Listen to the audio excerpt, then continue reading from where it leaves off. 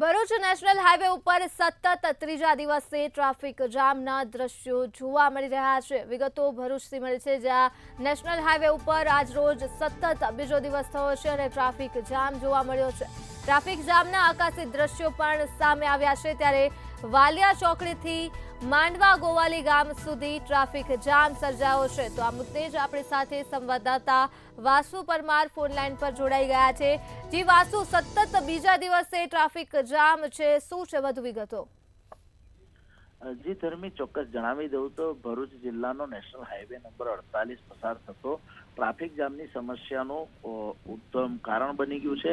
સતત બીજા દિવસે પણ હવે ટ્રાફિક જામની સમસ્યા જોવા મળી છે। વાલિયા ચોકડીથી લઈને માલવા જે ગામ છે ત્યાં ટોલટેક્સ આવેલું છે, ટોલટેક્સ સુધીનો લાંબો ટ્રાફિક જામ એટલે કે કિલોમીટરો સુધીનો ટ્રાફિક જામ જોવા મળ્યો હતો, જેને લઈને વાહન ચાલકોને ભારે હાલાકી ભોગવવી પડી છે। વાહન ચાલકો 24 કલાક ગાડીમાં જ પસાર કરી રહ્યા છે, તે લોકોને ખાવા પીવાની ઘણી તકલીફો પડી રહી છે। આ સમગ્ર દ્રશ્યો છે ત્યાં આકાશી દ્રશ્યો, ડ્રોનના દ્રશ્યો સામે આવ્યા છે અને જેને લઈને તંત્રની પણ ચિંતા વધી છે। વહેલી તકે રોડ રસ્તાને તેની સમારકામની જો કામગીરી નહીં કરવામાં આવે તો મોટા ઈંધણનું નુકસાન થઈ શકે છે। જી ધર્મી। જી વાસુ, તમામ વિગતો બદલ આભાર।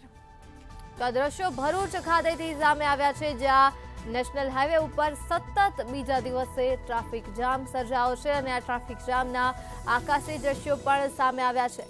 વાલિયા ચોકડીથી માંડવા ગોવાલી ગામ સુધીનો આ ટ્રાફિક જામ સર્જાયો છે, ત્યારે ટ્રાફિકની સમસ્યાને લઈ વાહન ચાલકો પરેશાન થયા છે।